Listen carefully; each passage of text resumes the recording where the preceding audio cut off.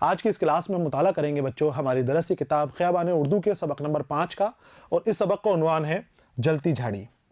यह भी बच्चों एक कहानी है, मुख्तसर अफसाना है जो आपके लिए मुताले के लिए यहाँ पर शामिल किया गया है। हिंदी ज़ुबान की कहानी है और इस कहानी को निर्मल वर्मा ने लिखा है। निर्मल वर्मा हिंदी अदब के मशहूर और मारूफ अदीब हैं जो अपनी जदीदियत के लिए जाने जाते हैं, नई तर्ज के लिए जाने जाते हैं। हिंदी के अंदर अज्ञे और आप नई तर्ज की अफसाने, नई तर्ज की कहानियां लिखने के लिए बड़े नाम से जाने जाते हैं, बड़े एहतराम के साथ आपका नाम लिया जाता है। आप फिक्शन निगार हैं, यानी आपने ड्रामे भी लिखे हैं, कहानियां भी लिखी हैं, अफसाने भी लिखे हैं, आपने तनकीदें भी लिखी हैं, आपने सफ़रनामे भी लिखे हैं, बहुत सारा आपने लिखा है। लेकिन कहानी और अफसाने में आपने कम लिखा है। कम लिखने के बावजूद भी आपकी मकबूलियत में कोई कमी नहीं है। जो भी लिखा है आपने कहानी और अफसानों में, वो दमदार लिखा है, असरदार लिखा है, उस असर के कबूल किया जाता है। आपने इंसानी नफ्सियाती कशमकश को जाहिर किया है। जदीद तर्ज के आपने अफसाने लिखे हैं, जदीद अंदाज के अफसाने लिखे हैं। जदीद अफसानों में आपका अव्वल शुमार किया जाता है। आपको हिंदी अदब के अंदर अव्वल तरीन मुसन्निफीन में आपका शुमार किया जाता है, जिन्होंने अफसाने को पुराने अंदाज से निकालकर फिरसोदा तौर तरीके से निकालकर जद्दत बख्शी है, नया अंदाज बख्शा है। तो निर्मल वर्मा की कहानी यहाँ पर सबक के तौर पर शामिल की गई है। इस सबक को मैंने 4 हिस्सों में तकसीम किया है। पहले हिस्से में हम निर्मल वर्मा के हवाले से मालूमात हासिल करेंगे, निर्मल वर्मा की तर्ज तहरीर और निर्मल वर्मा की जिंदगानी के हवाले से हम मालूमात हासिल करेंगे। इसके बाद दूसरे और तीसरे हिस्से में हम कहानी जलती झाड़ी का मुताला करेंगे, इस अफसाने को हम पढ़ेंगे, और उसके बाद चौथे हिस्से में इस अफसाने से मुतालिक दरसी किताब में दिए गए सवालों के जवाबात हासिल करेंगे, यानी वो हिस्सा सवाल और जवाब के ऊपर मुनहसिर होगा। तो हम शुरू करते हैं पहला हिस्सा, निर्मल वर्मा का तारुफ। बच्चों ये बात तो आपको पता चल ही चुकी है कि निर्मल वर्मा जदीद तर्ज के अफसानों के लिए, जदीद तर्ज की कहानियों के लिए जाने जाते हैं, मुमताज़ हैं, बहुत सारे एजाज़ आपको मिले हुए हैं, बहुत सारे अवार्ड से आपको नवाजा गया है, और आपका जो अंदाज़ है वो दूसरे मुसन्निफीन से अलग हटकर है। दूसरे मुसन्निफीन फिरसोदा अंदाज के अंदर लिखा करते थे, लेकिन आप शुरुआत से ही, आपके शुरुआती अफसानों के अंदर ही जद्दत मिलती है, नए अंदाज की, नई तर्ज की आप कहानियां लिखते हैं। आपकी कहानियां अंदर तक उतरती हैं। अंदर कहां तक? अंदर इंसान की गहराइयों के अंदर जाके उस पेवस्तियों में, उस गहराइयों में चली जाती हैं कि जहां पर इंसान के लिए खुशियां सपना है, दुखों की गहराइयों के अंदर पहुंच जाती हैं, और खुशियों के सपने को इन कहानियों के जरिए जाहिर किया जाता है। गहरी उतरने वाली, अंदर उतरने वाली कहानियां आपकी होती हैं, और इंसानी जहनी कश्मकश को ही आपकी कहानी के अंदर बड़ी खूबसूरती के साथ दिखाया जाता है। तो शुरू करते हैं हम सबक का पहला हिस्सा, जिसका उन्वान है निर्मल वर्मा का तारुफ। निर्मल वर्मा बच्चों 1929 के अंदर पैदा हुए थे। शिमला में आपकी पैदाइश हुई थी और 2005 में दिल्ली में आपका इंतकाल हुआ। हिंदी जुबान के ये मुनफरिद और मुमताज फिक्शन निगार हैं। फिक्शन जो अफसानवी कहानियां हैं, अफसानवी किस्से हैं, वो सब फिक्शन में आते हैं। इसमें अफसाने भी हैं, कहानी भी है, ड्रामा भी है, नॉवल भी है, ये सब फिक्शन के अंदर आते हैं। तो फिक्शन के निगार के तौर पर आप जाने जाते हैं, और फिक्शन भी आपकी जदीदियत से भरपूर होती है, जदीदियत की हामी होती है। 3 अप्रैल 1929 को शिमला, जो कि हिमाचल प्रदेश में है, यहां पर आप पैदा हुए थे, और इब्तिदाई तालीम और तरबियत आपकी शिमला के अंदर ही हुई थी। उसके बाद आप दिल्ली आ गए, जहां सेंट स्टीफन कॉलेज, जो अब दिल्ली यूनिवर्सिटी के नाम से जाना जाता है, पहले सेंट स्टीफन कॉलेज के नाम से जाना जाता था, नाम बदल कर उसका दिल्ली यूनिवर्सिटी कर दिया बाद में। यहां पर आपने तारीख में एमए किया, कुछ अरसे तक तदरीस का काम भी किया, और 1959 में चेकोस्लोवाकिया के मुसन्निफीन के अंजुमन की दावत पर प्राग, जो चेकोस्लोवाकिया में है, चले गए। आपने अपनी जिंदगी का एक हिस्सा यूरोप के अंदर बिताया है, यूरोप के अलग अलग हिस्सों के अंदर आपने सफर किया है, और वो सफरनामे भी आपने लिखे हैं। तो जब आप इल्म हासिल कर रहे थे और दरअसल तदरीस के काम से जुड़े हुए थे, आपने कुछ कहानियां भी लिखी थी। वो कहानियां जब आलमी तौर पर पढ़ी गई तो बहुत पसंद किया गया, और उन कहानियों की पसंदगी की वजह से आपको चेकोस्लोवाकिया के मुसन्निफीन ने बुलाया, उनकी अंजुमन बनी हुई थी, उस अंजुमन ने आपको वहां पर मदऊ किया। आप वहां पर गए और वहां की कहानियों के तर्जुमे हिंदी जुबान के अंदर आपने लिखे, और बड़ी खूबसूरती के साथ लिखे। 7 साल तक आप वही रहे।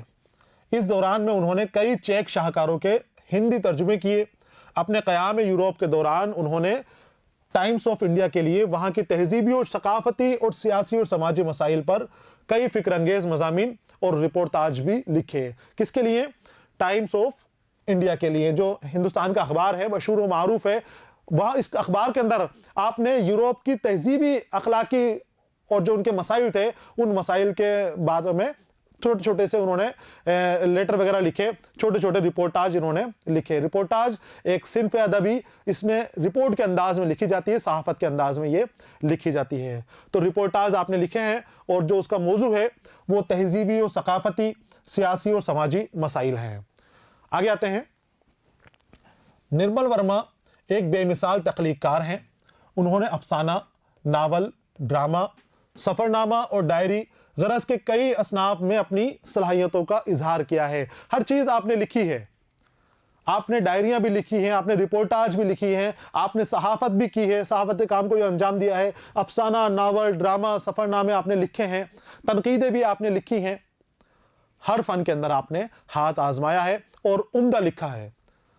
तो जो भी आपने लिखा है वो पुरअसर लिखा है।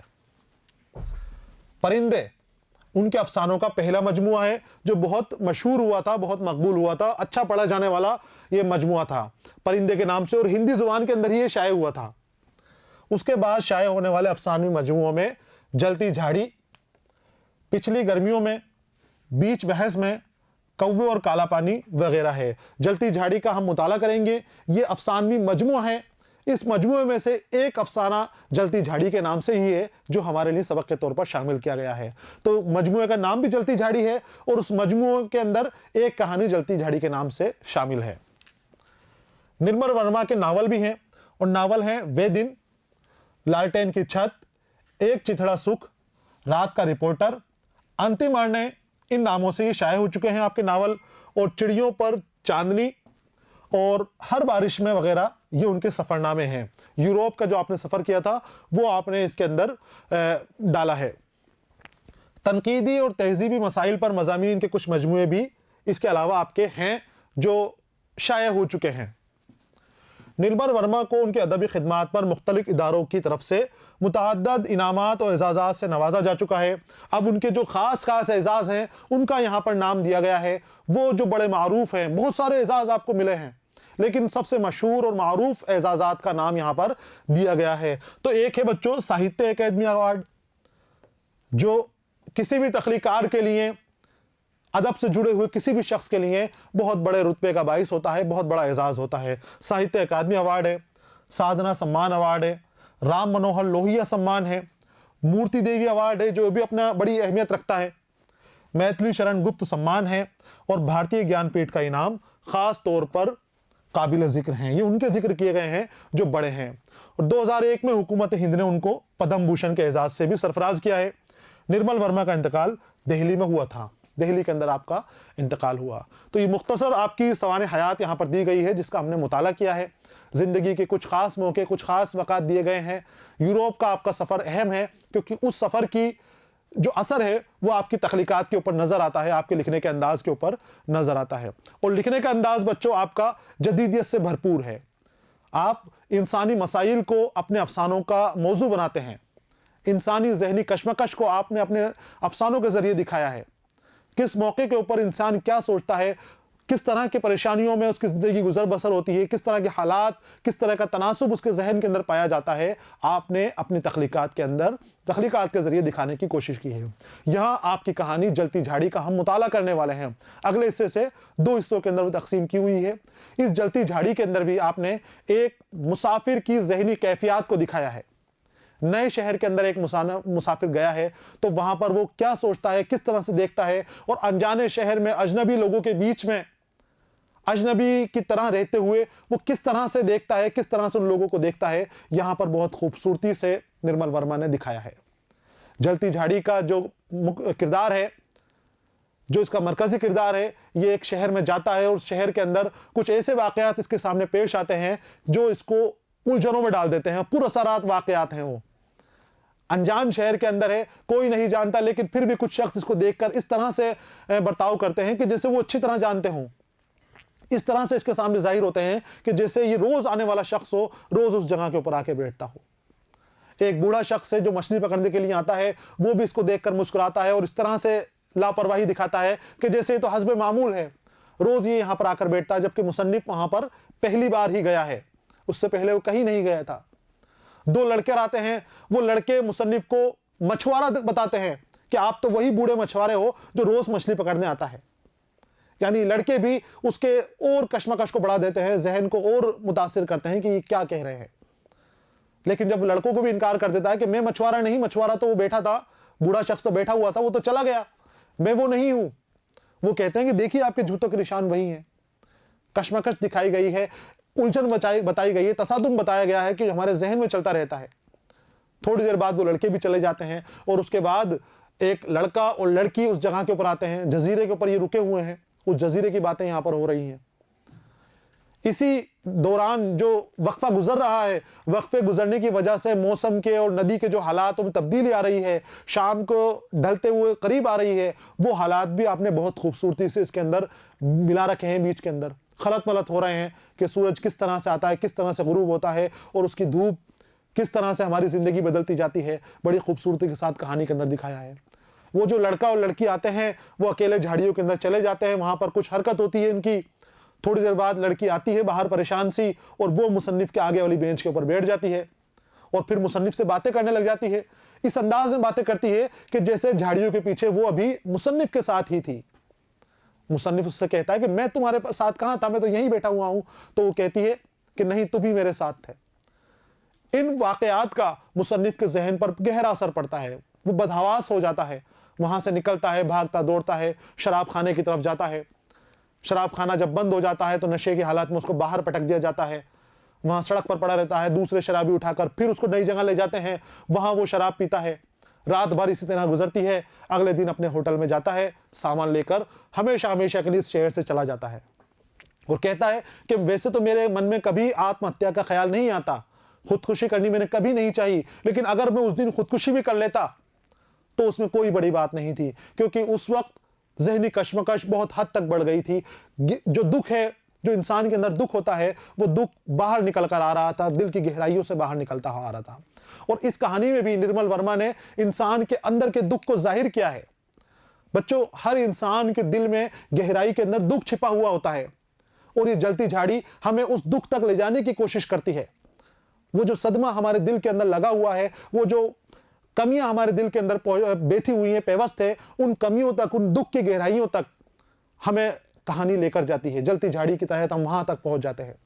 वहां हमें अपने चारों तरफ दुख और रंज और गम नजर आता है, अलम नजर आता है। उस जगह के ऊपर खुशियां एक ख्वाब की तरह होती हैं। उस दुख भरे इंसान के अंदर, उस दुख भरे जहन के अंदर, दुख भरे दिल के अंदर वो कहानी उतरती हुई चली जाती है। इसीलिए इस कहानी का उन्वान जलती झाड़ी रखा गया है, क्योंकि जिस तरह से वो झाड़ी जलती हुई रहती है, उसके बीच में बच्चों ने आग लगा रखी है, धुआं उठ रहा है, कभी वो हिलती है, कभी उसमें गर्मी महसूस होती है, कभी कोई हरकत उस झाड़ी के अंदर महसूस होती है। वो ही हमारी जहनी कश्मकश है, वो ही हमारा तनासुब है, वो ही हमारी उलझन है कि जिस तरह जलती झाड़ी है उसी तरह से हमारा दिल जलता है, हमारा जिस्म धीरे धीरे जलता रहता है, खत्म होता रहता है। तो इन नफ्सियाती कश्मकश को, उलझनों को इस कहानी के अंदर दिखाया गया है और बड़ी खूबसूरती के साथ निर्मल वर्मा ने सफाई के साथ इस कहानी को हमारे सामने पेश किया है। आमतौर पर जब हम कहानी पढ़ेंगे तो सीधे सीधे साफ कहानी नजर आती है, लेकिन कहानी अलामती कहानी है। कई माने अंदर छुपे हुए हैं, गहरे माने इस कहानी के अंदर छुपे हुए हैं, जो इंसानी कश्मकश को जाहिर करते हैं, नफ्सियाती उलझनों को जाहिर करते हैं। अगले हिस्से के अंदर हम इस कहानी का मुताला करेंगे। इस कहानी को मैंने दो हिस्सों में तकसीम किया है। एक हिस्सा बूढ़े मछुआरे वाला हिस्सा है, जहां मछुआरे से सामना होगा, और दूसरा हिस्सा दो अजनबी लड़कों का है, जो दो अजनबी लड़कों से सामना होगा, वो उस हिस्से में बताया गया है। और फिर इन दो किस्सों के ऊपर ये कहानी हमारी खत्म हो जाती है। तो अगले हिस्से से हम कहानी का मुताला करेंगे। अगले हिस्से का आपको इंतजार करना है बच्चों। पढ़ते रहिए, खुश रहिए। अलविदा।